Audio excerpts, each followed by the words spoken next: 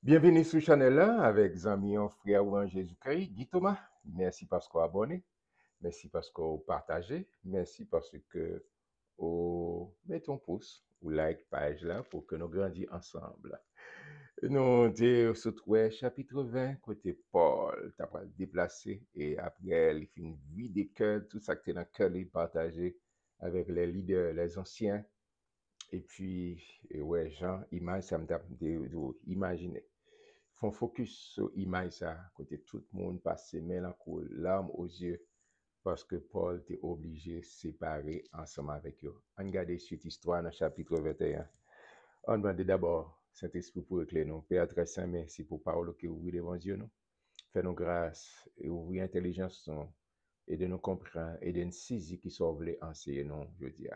Nous vous remercions. C'est pour nous bénir, c'est pour nous exalter, c'est pour nous glorifier. C'est là notre humble prière à toi, Père, par Jésus-Christ, notre Sauveur. C'est là qu'a vivé, qu'a régné au siècle des siècles. Chapitre 21, acte 21. Nous nous embarquâmes après nous être séparés d'eux et nous allâmes directement à Kos. Le lendemain, à Rhodes et de là à Patara. Ayant trouvé un navire qui faisait la traversée vers la Phénicie, nous nous montâmes et partîmes.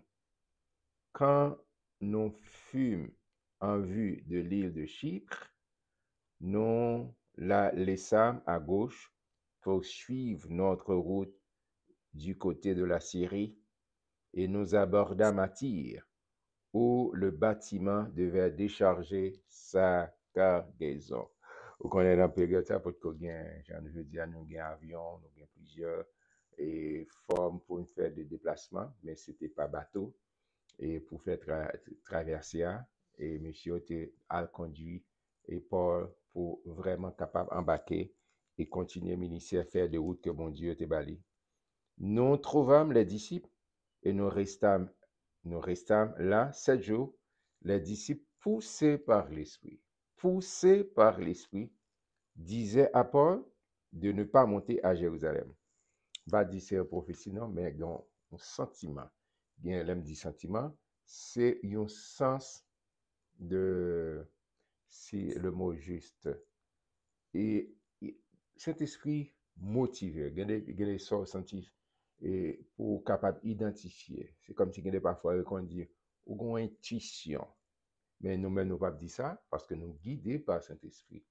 Nous éclairés par Saint-Esprit. Saint-Esprit qui a guidé nous. Parce que le jour même que nous disons oui avec Jésus-Christ, nous habités par Saint-Esprit. Et lorsque nous quittons Saint-Esprit, conduit nous. Vous savez, Paul dit, nous pas marcher par la vue, mais nous marcher par la foi. Par la foi. Mais surtout, c'est lorsque Saint-Esprit a guidé nous.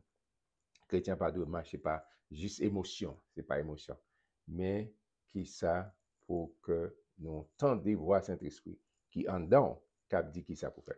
C'est ça que monsieur a utilisé l'expression poussé par le Saint-Esprit. Il dit Paul, Mbako ka monter à Jérusalem, disait Paul, de ne pas monter à Jérusalem. Mais lorsque nous fûmes au terme de ces jours, nous nous acheminâmes pour partir et tous nous accompagnèrent avec leurs femmes et leurs enfants jusque hors de la ville. Nous nous mîmes à genoux sur le rivage et nous priâmes. Puis, ayant pris congé les uns des autres, nous montâmes sur le navire et ils retournèrent chez eux. Pas dire que Paul Guéon fait de route depuis sur la route de Damas. Le Seigneur t'a expliqué Paul, moi choisi pour un ministère. Moi choisi pour que soit instrument que m'a utilisé pour faire éclater gloire. C'est pas sans difficulté. La vie chrétienne, quel que soit mon cap de la vie chrétienne, c'est pas qui est facile. Pas occuper mon nom, c'est pas l'évangile à parler. De tout temps, et c'est ça Jésus même dit, le royaume de Dieu est forcé et ce sont les violents qui s'en en parlent. Pas parler de violence physique, quoi, non. Mais le fait qu'on va prêcher l'évangile, on va chercher, on va retirer l'homme, a toujours des menaces. Et ça, on va le voir à travers toute menace, tout ça que Paul, pour la cause du royaume, pour la cause de l'évangile, que va faire face. Achevant notre navigation, nous allâmes de Tyr à Ptolémaïs, où nous saluâmes les frères et passâmes un jour avec eux. Nous partîmes le lendemain et nous arrivâmes à Césarée. Étant entrés dans la maison de Philippe, l'évangéliste, vous songez dans Acte 8, qui était l'un des 7, nous logeâmes chez lui. Il avait 4 filles vierges qui prophétisaient. Non, mais il faut camper là parce qu'en plus, il faut y a des gens qui ont un problème avec filles. Mais nous sommes, Priscille, t'as enseigné avec Marie, pas de gagner. Là, Philippe, il a 4 petites vierges. Prophétiser, pas quoi c'est en écriture en bas table, ou bien, non, il t'a prophétisé. Et prophétiser avec Dieu, il a proclamé l'évangile, il t'a enseigné l'évangile. D'accord? En réalité, il avait 4 filles vierges qui prophétisaient. Qui prophétisaient.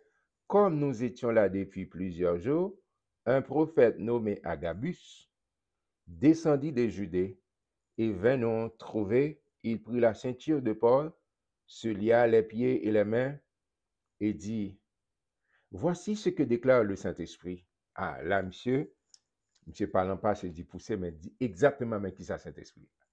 Une prophétie, il dit exactement qui ça bon Dieu dit.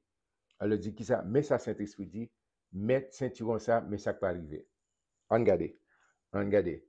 Je reprends verset 11.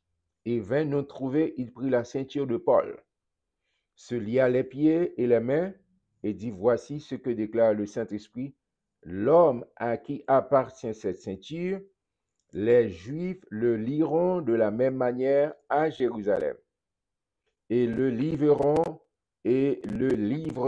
entre les mains des païens. C'est pas facile. C'est gros persécution, c'est gros physique. Quand nous entendîmes cela, nous et ceux de l'endroit, nous priâmes Paul de ne pas monter à Jérusalem. Alors, mes frères, carrément qu'on saisit ça, mes sœurs et mes frères, alors il répondit, que faites-vous en pleurant et en me brisant le cœur? Paul a parlé, je suis prêt, non seulement à être lié, mais encore à mourir à Jérusalem pour le nom du Seigneur. Mes frères, un homme comme ça, un serviteur de Dieu comme ça, moi, avant, nous devons être fiers de ces héros. Et Paul fait partie des héros de la foi, ça, qui menace, il y a tout ça qui passe. Mais il dit non, moi, j'ai un mandat, moi, j'ai fait de route. Il faut me prêcher l'évangile. Ou tu es en acte 20. Et il ne pas faire aucun cas de ma vie comme si elle m'était précieuse, pourvu que j'annonce l'évangile. Là, prophétie fait pour cap d'y aller, en pile dans nous, t'as caché. T'as dit, ah, papa, ça pied manger, m'pas de balai. Non. Paul dit, moi, j'ai une obligation. Moi, c'est pas vie qui est important encore. Moi, c'est un prisonnier du Seigneur. Moi, engagé. Moi, j'ai fait de route. Qu'il pleuve, qu'il neige, qu'il grève. M'a monté. Ça pour fête là, la fête. Amen. Et je reprends le verset 13. Alors, il répondit, que faites-vous en pleurant et en me brisant le cœur? C'est Paul qui a parlé. Je suis prêt non seulement à être lié, mais encore à mourir à Jérusalem pour le nom du Seigneur Jésus. Comme il ne se laissait pas persuader, nous n'insistons pas et nous disons que la volonté du Seigneur se fasse. Amen. Au sein de Jésus, lorsqu'il peut aller affronter la croix, et dans le jardin Gethsemane, il invite les disciples, et disciples, chaque heure, commencé à dormir. Et Jésus priait plusieurs fois à la passé. Il dit, Seigneur, moi pas, papa, moi pas laisser volonté pas, mais c'est volonté pas.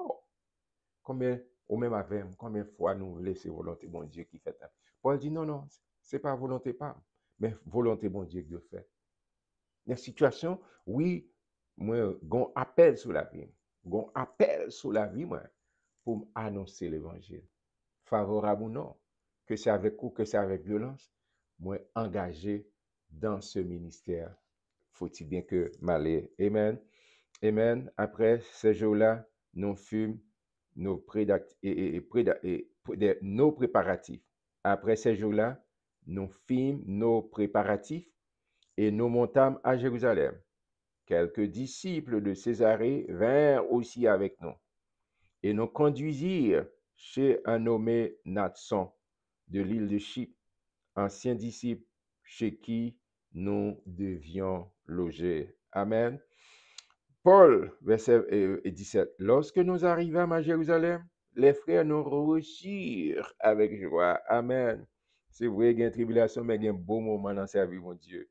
Le lendemain, Paul se rendit avec nous chez Jacques. On ne connaît pas ça que moi, c'est le demi-frère de Jésus. Et tous les anciens se réunissent, qui viennent, Jacques qui vient, et pasteur principal de l'église de Jérusalem. D'accord? C'est là. Il dit, après les avoir salués, il raconta en détail ce que Dieu avait fait au milieu des païens par son ministère. Amen. Vous songez, et ça qui est passé dans Actes chapitre 19. Quand ils l'eurent entendu, ils glorifièrent Dieu. Puis ils lui dirent, tu vois, frère, combien de milliers de Juifs ont cru et tous sont zélés pour la loi. Or, ils ont appris que tu enseignes à tous les Juifs qui sont parmi les païens à renoncer à Moïse, leur disant de ne pas circoncire les enfants et de ne pas se conformer aux coutumes. Que faire donc? Sans aucun doute, la multitude se rassemblera, car on saura que tu es venu. C'est pourquoi fais ce que nous allons te dire. Il y a parmi nous 4 hommes qui ont fait un vœu. Il dit, Paul, instruction, mais comment? C'est vrai, vous venez pour faire de route, ou un ministère, pas bien faire ça faire. Mais les gens qui souhaiteraient dire, mais ok, n'a aidé pour mettre tout en place, tout pour capable un ministère qui est fructueux, qui est capable, c'est important pour collaborer avec d'autres frères et sœurs. Prends-les avec toi. Il y a 4 mondes, nous mettons. Il y a parmi nous 4 hommes qui ont fait un vœu, qui dédication. Prends-les avec toi, purifie-toi avec eux et pouvoir à leurs dépenses afin qu'ils se rasent la tête. Et ainsi, tous sauront que ce qu'ils ont entendu dire sur ton compte est faux, mais que toi aussi, tu te conduis en observateur de la loi. Amen.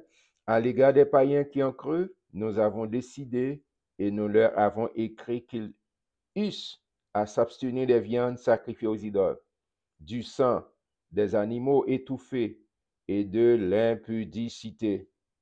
Alors Paul prit ses hommes, se purifia et entra le lendemain dans le temple avec eux pour annoncer à quel jour la purification serait accomplie et l'offrande présentée pour chacun d'eux. Amen.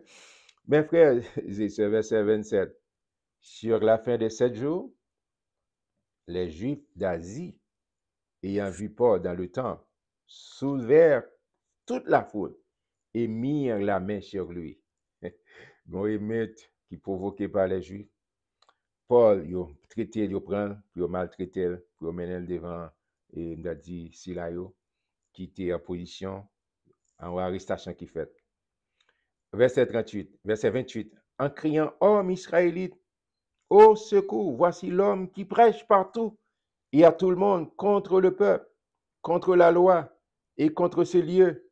Il a même introduit des Grecs dans le temple et a profané ce saint lieu. Il a dit, même si mais a prêché l'autre doctrine, ça qui n'est pas conforme à ça nous habitué. Ça nous connaît ça, la loi te dit, monsieur vini à présenter l'autre bagaille et surtout de qui ça parlait de la personne de Jésus-Christ qui était venu de la chair, qui vient vivre pour nous, qui vient mourir pour nous, qui pour venir sauver nous.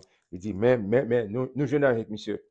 Car ils avaient vu auparavant Trophime d'Éphèse avec lui dans la ville, et ils croyaient que Paul l'avait fait entrer dans le temple.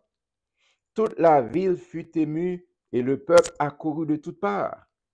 Ils se saisirent de Paul et le traînèrent hors du temple, dont les portes furent aussitôt fermées. Comme ils cherchaient à le tuer, le bruit vint au tribun de la carotte que tout Jérusalem était en confusion. Verset 32.